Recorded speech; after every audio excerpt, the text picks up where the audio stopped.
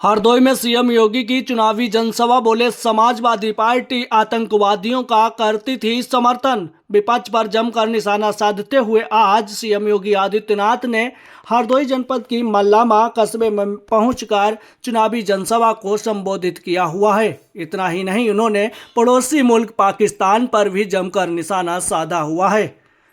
लोकसभा चुनाव को लेकर हरदोई जनपद में 13 मई को चुनाव होने हैं, जिसको लेकर लगातार चुनावी घमासान देखने को मिलता है।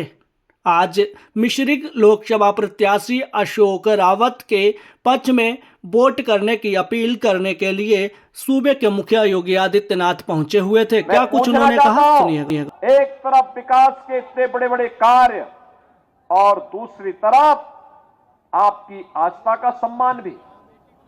कांग्रेस, सपा, बसपा की सरकारें कर क्या रही थी? इनकी जब सरकारें थी, गरीब भूखों मरता था, ठंड से ठिठुरने के लिए मजबूर होता था, बीमारी में स्वास्थ्य सुविधाओं के अभाव में दम तोड़ता था, और इनकी संवेदना तब गरीब के प्रति नहीं होती थी। याद करिए, ये समाजवादी पार्टी के लोग जब इनकी सरकारें हुआ करती थी, तब अयोध्या में आतंकी हमला करने वाले आतंकवादियों के मुकदमों को वापस लेने में रुचि लेते थे। इन्होंने रामपुर में सीआरपीएफ कैंप पर आतंकी हमला करने वाले आतंकवादियों के मुकदमों को वापस लिया था। इन लोगों ने उस समय काशी में संकट मोचन मंदिर पर हमला करने वाले आतंकवादियों के मुकदमों को वापस लिया था। लखनऊ, अयोध्या और वाराणसी की कचहरियों पर हमला करने वाले आतंकवादियों के मुकदमों को वापस लेने का प्रयास किया था। तब हाई कोर्ट ने एक टिप्पणी की थी, माननीय न्यायालय ने कहा था कि आज इन आतंकवादियों के मुकदमों को वापस ले रहे हो, कल इन्हें पद्म पुरस्कारों से नवाजोगे। सरकार का यह कृत्य अत्यंत खतरनाक है, निंदनीय है, और कोर्ट ने कंडेम किया था समाजवादी पार्टी को।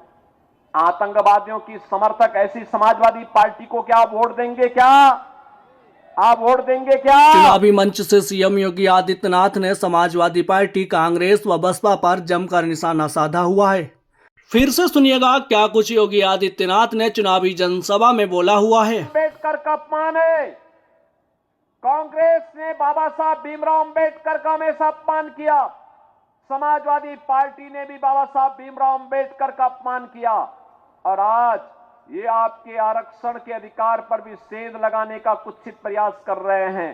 कांग्रेस और समाजवादी पार्टी के इन मंसूबों को हमें पूरा नहीं होने देना है। और इस दृष्टि से मोदी जी ने कहा है, आत्मनिर्भर भारत और विकसित भारत बनाने के लिए।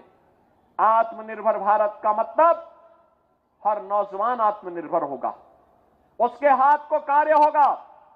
आत्मनिर्भरता का मतलब हर अन्नदाता किसान आत्मनिर्भर होगा।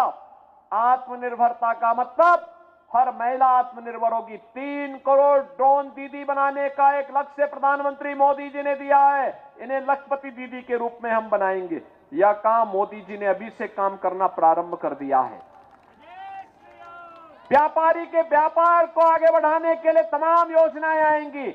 हस्तशिल्पियों का सम्मान होगा, और भारत दुनिया का सिरमौर होगा। हमारा देश दुनिया का सिरमौर हो, किसको खुशी नहीं होगी? आप खुश होंगे ना हमारा देश अगर विकास करता है तो।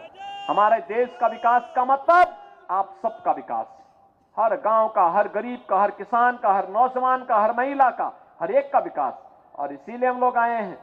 हमें विकसित भारत के लिए इस चुनाव में वोट करना है। आप सहमत हैं? मोदी जी के साथ सब खड़े हैं ना? मोदी जी अभी कुछ देर के बाद इटावा आने वाले हैं।